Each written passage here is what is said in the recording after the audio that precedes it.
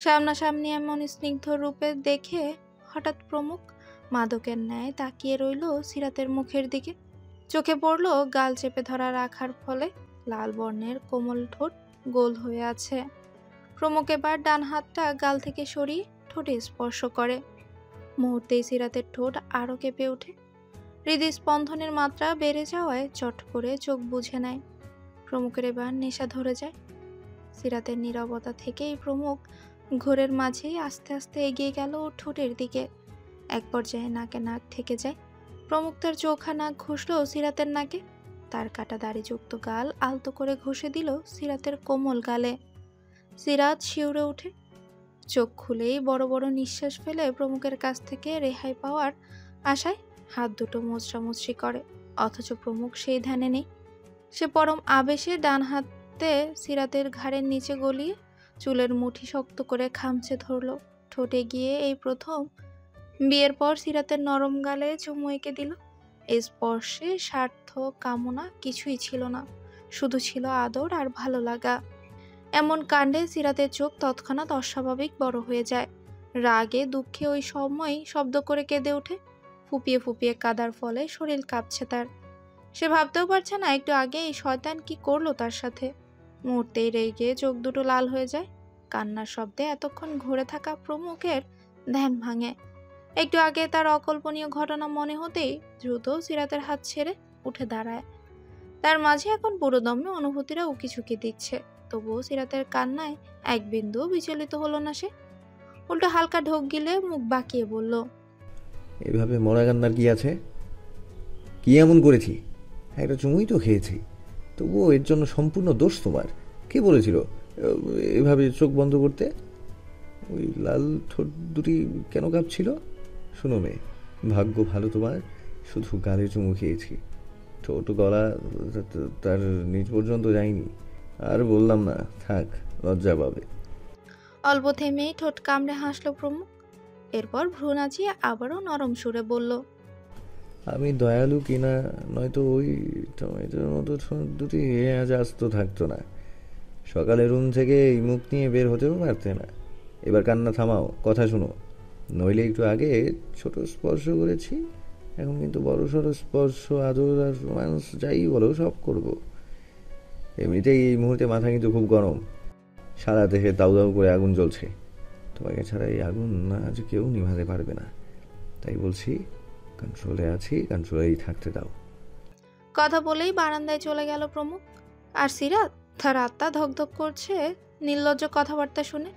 কান্না করতেও সে এই মুহূর্তে ভুলে গেল। বড় বড় নিঃশ্বাস ফেলে দুহাতে চট করে কান চেপে ধরল।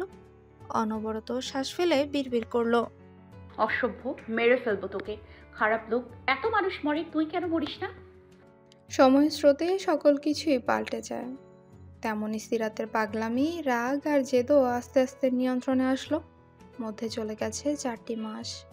যতবারই সিরাত রাগের মাথায় তুলকালাম ঘটাতে গিয়েছে, ঠিক সেই সময়ই প্রমুখ খুবই সহজে কৌশলে তাকে থামিয়ে দিয়েছে। কখনো বা ধমকা ধমকি করে, আবার কখনো বা ঠান্ডা মেজাজে। অথচ আজ পর্যন্ত সে যেই প্রমুখের সাথে কেউ উঁচু গলায় কথা বলে না, সেখানে সিরাত এমন পাগলামো করলেও সে না চাইতেও সামলে নিয়েছে। জুলেখা থেকে শুরু করে সকল সার্ভেন্ট যেন এই 4 মাসে অন্যরূপ প্রমুখকে আবিষ্কার করেছে তাদের সামনে। একদিন সারা রুমের জিনিসপত্র ভেঙেছিল সিরাত। আসলে সারাক্ষণ রুমে বন্দি থাকা, মাথায় উল্টাপাল্টা চিন্তা হওয়া আর ডিপ্রেশন থেকেই হুটহাট রেগে যেত সিরাত। সেদিনই হঠাৎ প্রমুখের কথায় তার মাথায় রক্ত উঠে যায়। মুহূর্তেই সব লণ্ডভণ্ড করে ফেলে। প্রমুখ দিশেহারা রুমের অবস্থা দেখে। তার মাথায় তখন দাউ দাউ করে আগুন জ্বলছে। চট করে তেড়ে গেল সিরাতকে থাপ্পড় মারতে। সিরাতের চোখে ভয়, আতঙ্ক বিরাজ করলো।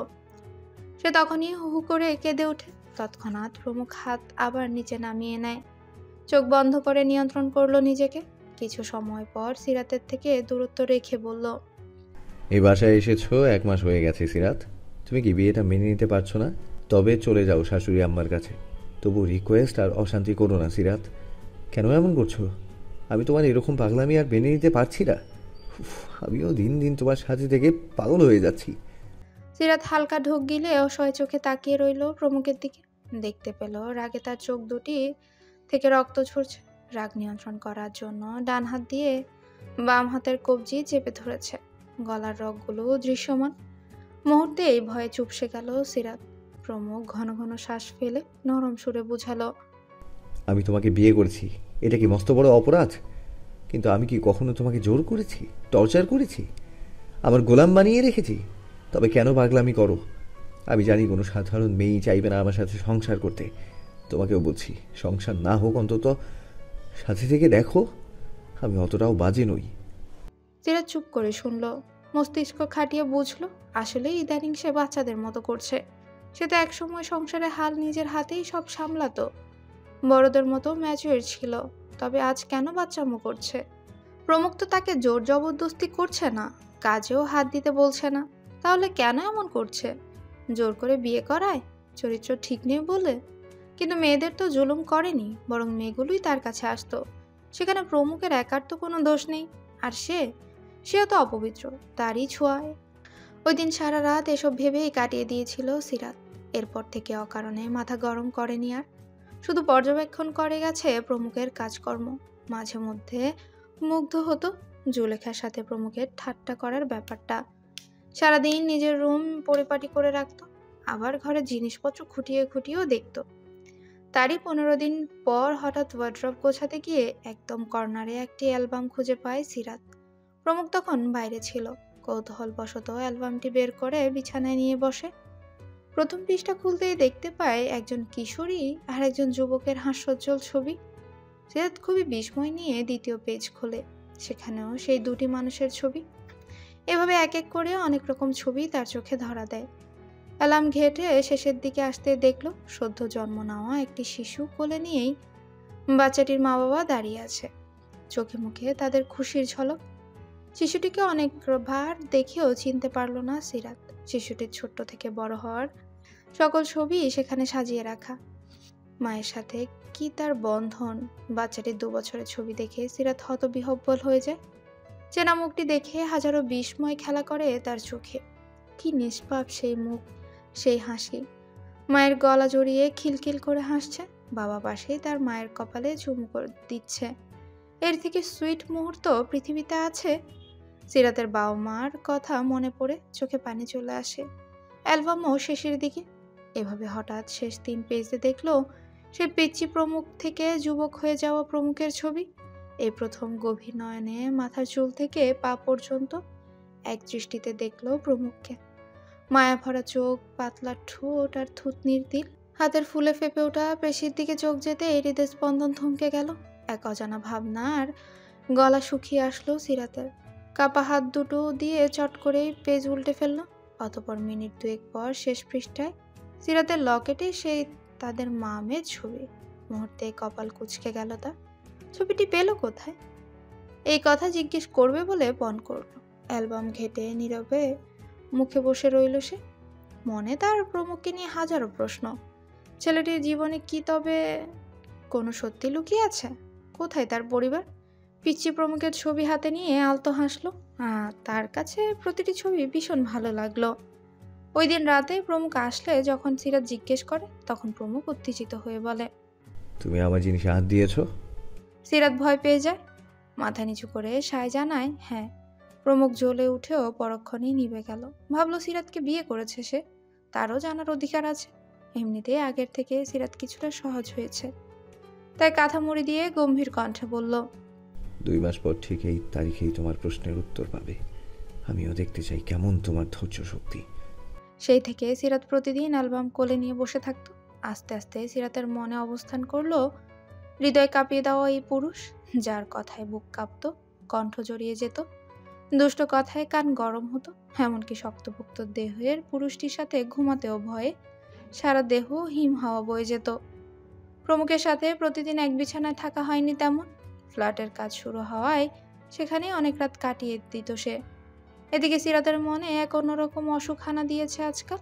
প্রমুখের কথা না শুনলে মন খারাপ হয়, আনচান মন চিনচিন করে ব্যথায়। তায়ামা খানমের সকল দেখাশোনা কবিরও প্রমুখ করছে, কোনো রকম ত্রুটি রাখছে না তার দেখাশোনায়। এতে তায়ামা খানমও ভীষণ খুশি। সে আকস্মিক ভয়ানক খুনের ঘটনা প্রমুখকে অনেকবার বলতে যেতেই বলা হয়নি আর। কখনো মন সায় দেয়নি, আবার কখনো প্রমুখের ব্যস্ততায় বলা হয়নি। অবশ্য সময়ের পাল্লায় বেমালুম ভুলতেই বসেছে সেই রাতের কথা। এই 4 মাসে তিনি এইটুকু বুঝেছে, আল্লাহ যা করেন মঙ্গলের জন্যই করেন। মাঝে মাঝে সায়রা এসে সময় কাটিয়ে যায় তাইমা খানমের সাথে। সাফওয়ানের টার্গেট এখন প্রমুখ। সায়রাকে দিয়ে সিরাতের খবর নেয়। আজকাল তাইমা খানমের থেকে সিরাতের সুখের গল্প শুনে সায়রা মনে মনে সিদ্ধান্ত নেয় আজ থেকে সাফওয়ানকে বুঝাবে সে সিরাতকে ভুলে যেতে, কারণ তাদের ভালোবাসা একপাক্ষিক ছিল। সেখানে সিরাত ভালো আছে, একজন ভালো বন্ধু, এর থেকে আর কি চায়। যদি সাফওয়ানের জন্য ঝামেলা হয় তখন। সেই কথা ভেবে একদিন সায়রা সাফওয়ানকে পার্কে ডেকে বুঝালো সিরাতকে ভুলে যেতে। তৎক্ষণাৎ রেগে সাফওয়ান অকথ্য ভাষায় কথা শোনায় সায়রাকে। এও বলে সিরাত সেখানে ভালো নেই, সে শুধু তার। এমন পাগলাটে আচরণে সায়রা ভয়ে সেখান থেকে চুপচাপ এসে পড়ে। এরপর থেকে কোনো কথাই সাফওয়ানকে বলে না সে। রাগ হয়, ঘৃণা জন্মায় সাফওয়ানের প্রতি। সাফ আজ 9 দিন পর প্রমুখ বাসায় আসবে, কারণ সিরাতকে কথা দিয়েছিল মা বাবার সমস্ত ঘটনা খুলে বলবে। 2 মাস ধরে চাতক পাখির মতো সময় গুনে গেছে সিরাত, কবে এই দিনটি আসবে। একসাথে এতদিন থেকে একটু হলেও মায়া জন্মেছে সিরাতের মনে। সিরাত শাওয়ার নিয়ে জুলেখাকে ডাকলো। সারাদিন এক বাসায় থাকলেও কথা হয় না তেমন। জুলেখা সেদে কথা বলতে আসলেও সিরাতের আগ্রহ নেই বলেই চুপচাপ চলে যায়। জুলেখা সিরাতের ডাকে ড্রয়িং রুমে এসে বলল, ভাবি ডাকছেন আমারে? হ্যাঁ, রান্না করেছো? জুলেখা হাসি মুখে বলল, ভাবি, ভাইজান আসবো কইছে, তাই তাড়াতাড়ি আজ রান্না কইরা পড়তে বসলাম। সিরাত তাকে যেতে বলতেই কলিং বেল বাজলো। জুলেখা জলদি করে দরজা খুলে দরজার দুপাশে হাত ভর করে প্রমুখ ক্লান্ত মুখে দাঁড়িয়ে আছে। মুচকি হেসে জুলেখার মাথায় হঠাৎ টুকা দিয়ে বলে, কিরে জরিনা, পড়ালেখা ঠিকমতো করছিস নাকি তোর মায়ের কাছে পাঠিয়ে দিব? মায়ের কথা শুনে জুলেখার চোখ চিকচিক করে ওঠে। ফট করে বলল, ভাইজান একটা কথা কই। প্রমুখ বাসার ভেতর এসে এসির রিমোট হাতে নিয়ে পাওয়ার বাড়িয়ে দিল। গায়ের শার্ট খুলতে খুলতে বলল, একটা কেন, 10টা বল। জুলেখা লজ্জা পেয়ে মিনমিনে গলায় জবাব দেয়, মারে দেখি না কতদিন, কয়দিন থাইকা আসি, ততদিন আপনি আর ভাবি প্রাইভেট সময় কাটান। প্রমুখ তৎক্ষণাৎ জুলেখার কথায় চোখ বড় বড় করে ফেলল।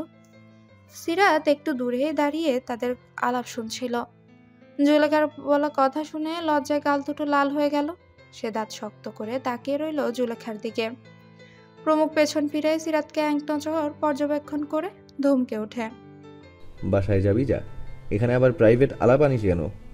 তুই থাকলেই কি, না থাকলেই কি, মন মেজাজ ভালো থাকতেই তোর ভাবির সাথে আমি প্রাইভেট সময় কাটাই। নির্দিষ্ট কোনো সময় অথবা অজুহাত লাগে না। জুলেখা জিহ্বায় কামড়ে বেকুবের মতো হাসলো। সে ভুলেই গিয়েছিল প্রমুখ এমনিতেই 1 লাইন বেশি বুঝে।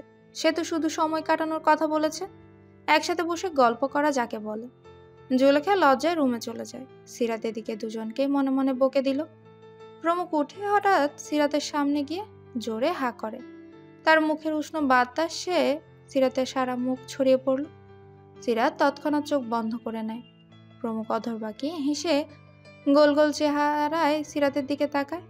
চোখের ঘন পাপড়ি লজ্জায় কাঁপছে। প্রমুখ মাদকের ন্যায় আসক্ত ভরা নয়নে সিরাতের ঠোঁটের দিকে দৃষ্টি নিয়ে নরম স্বরে বলল, শাওয়ার নিয়ে আসছি, খাবার রেডি করো। সিরাত চোখ খুলে আশেপাশে এলোমেলো দৃষ্টি ফেলে নিজেকে লুকাতে লাগলো। খুব নিকটে প্রমুখ থাকার সত্ত্বেও পারছে না। প্রমুখ এবার একটু ঝুঁকে বলল, নাকি তাও পারবে না, উল্টো আমাকেই খাইয়ে দিতে হবে ম্যাডাম? না, আমি যাচ্ছি। কথা শেষেই তাকে পাশ কাটিয়ে যেতেই প্রমুখ এক পা সরে সিরাতকে বাধা দেয়। সিরাত আবারও পাশ কাটাতে যায়। ঠিক তখনই প্রমুখ লম্বাটে পা দিয়ে সিরাতকে আটকে ফেলে। প্রমুখের মতলব বুঝতে পেরে সিরাত রেগে গিয়ে বলে, পথ ছাড়বেন নাকি ধাক্কা দিয়ে ফেলে দিব? এই চুনোপুটি দেহ নিয়ে আমার সাথে আসো। প্রমুখ উচ্চস্বরে হেসে দূরে সরে ফ্রেশ হতে যায়। সিরাত হালকা অপমানিত হয়ে খাবার রেডি করলো। প্রমুখ শাওয়ার নিয়ে খেতে বসলো সিরাতকে নিয়ে। খিদে পেট চোচো করছে। ঝটপট খেয়ে সিরাতকে রেখে রুমে যায়। এতদিন রাতে না ঘুমানোর ফলে আজ চোখ বুজে ঘুম আসছে তার। এমন আচরণে সিরাতের রাগ হলো। লোকটা কি ভুলে গেছে আজ রাতে কাহিনী শোনানোর কথা ছিল? তৎক্ষণাৎ রুমে গিয়ে পাশে আস্তে করে শুয়ে বলল। আজ রাতে আপনি ঘুমোচ্ছেন কেন? কি কথা ছিল মনে নেই? প্রমুখের সত্যিই মনে নেই কি বলতে চেয়েছিল, কিন্তু সিরাতের থেকে এমন মন্তব্য তার মাথায় দুষ্টু চিন্তা আনে। মুহূর্তে চোখ অস্বাভাবিক বড় হয়ে যায় তার। সিরাত এসব কি বলছে? কাছে আসতে চাইছে? সে তৎক্ষণাৎ হুড়মুড় করে শোয়া থেকে উঠে ভয়ার্ত স্বরে বলল,